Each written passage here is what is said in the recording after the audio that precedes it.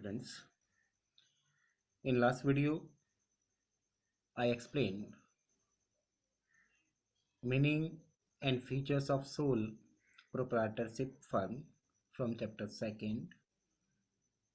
Today topic is merits and demerits of sole proprietorship firm. Now, first merit is easy to start and close. As you know, students, to start the sole business, there is no need to fulfill any legal formalities to start the business for a businessman. When he make a decision, जब businessman अपना निर्णय ले ले, then he can start your sole business without fulfill any legal formalities, without taking the आपका prior permission from the आपका government. And when he decide to close up your business, then he can close it.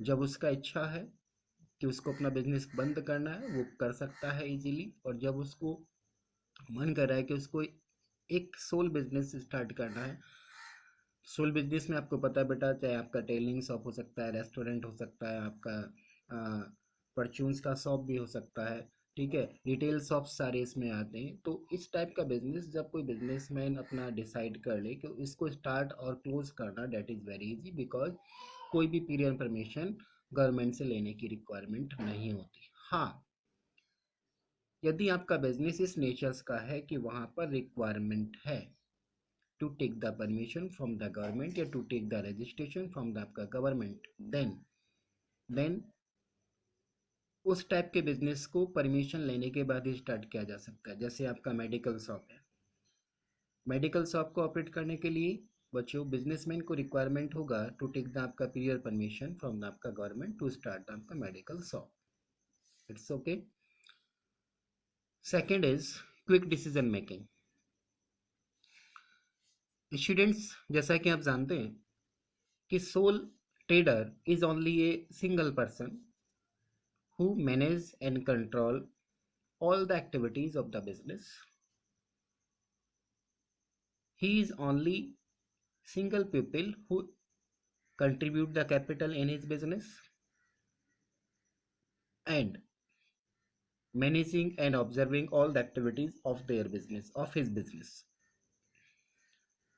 So all the decisions are taken by him only regarding the business. सारे decision जो लेने होते हैं उसी को द्वारा लेने होते हैं. And he does not take the help to any other people to make the decision regarding the business. So जब हमें दूसरे व्यक्तियों से सलाह लेने की रिक्वायरमेंट ही नहीं है, तो जो डिसीजन लिए जाते हैं बच्चों, वो बहुत जल्दी लिया जाता है रिगार्डिंग बिजनेस, रिगार्डिंग एनी आपका ऑपरेशन एंड आपका बिजनेस. क्लियर? क्योंकि डिले वहीं होता है जहाँ पर more than one person involve होते हैं to make the decisions. Clear हो गया? Third merits is no legal formalities. बच्चों, जैसा कि मैंने अभी पहले पॉइंट में बताया कि टू स्टार्ट आपका सोल बिजनेस किसी भी प्रकार की लीगल फॉर्मेलिटीज फिल करने की रिक्वायरमेंट नहीं होती बिजनेसमैन को. When he decide, when he will, he can start their business, he can start his business. Okay, वो अपने बिजनेस को स्टार्ट कर सकता है. बट यदि आपका बिजनेस इस नेचर का है कि जहाँ पर रिक्वायरमेंट है to take the registration, to take the आपका पीरियड परमिशन फ्रॉम द आपका गवर्नमेंट, तो उस टाइप के बिजनेस को आपको रजिस्ट्रेशन कर लेने के बाद ही स्टार्ट करना चाहिए. जैसा कि मैंने बताया कि अगर कोई बिजनेसमैन मेडिकल शॉप ऑपरेट करना चाहता है, मेडिकल शॉप को रनिंग करना चाहता है, तो मेडिकल शॉप के लिए बच्चों take the registration from the आपका गवर्नमेंट. गवर्नमेंट से रजिस्ट्रेशन लेने की रिक्वायरमेंट होती है. So after taking the registration, a businessman can start your medical shop. Okay, otherwise any other आपका business can start without taking the आपका legal formalities, fulfil legal formalities. Okay students, next is sole risk bearer and profit recipient. As you know students कि only a single person is manage all the activities in the आपका business. So if business suffer the loss, then whole loss will be borne by the आपका sole trader only and no one can share that risk. Okay, कोई भी other व्यक्ति उस risk को share नहीं करेगा. On the other hand, if he earned a lot of profit in his business, then totally profit will be kept by the आपका owner, that is sole trader only, and no one can share that profit also. It's clear students कि अगर business में चाहे loss है या profit है, उस whole complete loss और प्रॉफिट को जो राइट रखता है वो सिर्फ सोल ट्रेडर रखता है, यानी कि सोल ट्रेडर इसको बियर करेगा, सोल ट्रेडर उस प्रॉफिट को एंजॉय करेगा. It's clear. Now students, discuss the demerits को डिस्कस करते हैं. Just like limited resources. जैसा कि आप जानते हैं बच्चों कि एक व्यक्ति के पास उसका अपना इनकम्स, अपने बोरोविंग्स एक लिमिट होती है कि वो अगर उधार भी मांगेगा दूसरों से तो वो लिमिट में ही मिलेगा. बैंक से भी अगर लोन अप्लाई करेगा तो वो भी आपका लिमिट अमाउंट पेड करेगी एज ए लोन. और अगर वो अपने रिलेटिव से, अपने किसी फ्रेंड सर्कल से बोरोविंग करता है टू स्टार्ट द बिजनेस, तो वो भी एक लिमिट अमाउंट होता है, क्योंकि एक बिग अमाउंट उसको बोरोविंग नहीं होती. सेकेंडली, जो उसके पास अपना सेविंग है एक सिंगल व्यक्ति के पास, वो भी एक लिमिट अमाउंट में होता है.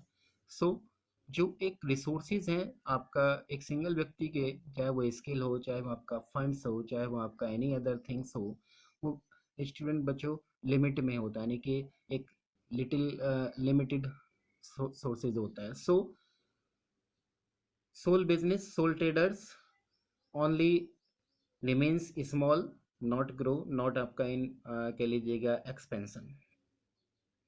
It's clear. Second is limited life of business. As you know students कि only a single person manage, control and own the activities of a business, such type of business. So the life of business depends on the life of sole trader. जो business की life है वो sole trader की life पर depend करती है. In case of death, insolvency and illness of a आपका sole trader, the business will come to end. अगर बिजनेसमैन की डेथ हो जाती है या वो इंसॉल्वेंट हो जाता है या वो कैपेबल नहीं होता टू स्टार्ट द बिजनेस, तब इस कंडीशन में जो हमारा सोल बिजनेस है वो बंद होने के कगार पर आ जाता है बच्चों. Limited managerial skill. Student, as you know कि only a single person is not a perfect in all fields. एक सिंगल व्यक्ति सभी फील्ड में परफेक्ट नहीं हो सकता. For example, suppose a people may be a good singer but not a good dancer. एक व्यक्ति एक अच्छा सिंगर हो सकता है बट वो डांसर नहीं हो सकता.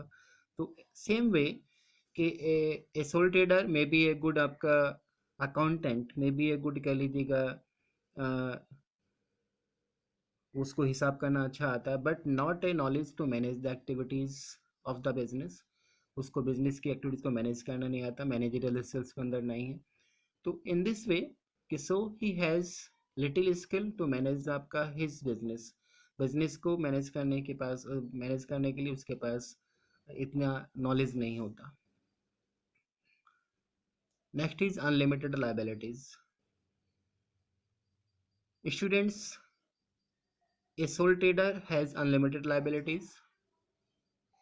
Means कि in case of paying the debt of business, अगर उस सोल ट्रेडर को बिजनेस का डेप्ट पेड करना है and business assets are not sufficient, जो बिजनेस की प्रॉपर्टी है, जो बिजनेस का संपत्ति है, अगर वो सारी संपत्ति पर्याप्त नहीं है टू पे द डेप्ट, उस बिजनेस के डेप्ट को चुकाने में, देन जो सोल ट्रेडर्स है, जो ऑनर्स है, उसकी पर्सनल प्रॉपर्टी को उस डेप्ट को पेइंग करने में यूज किया जाएगा. It's clear students.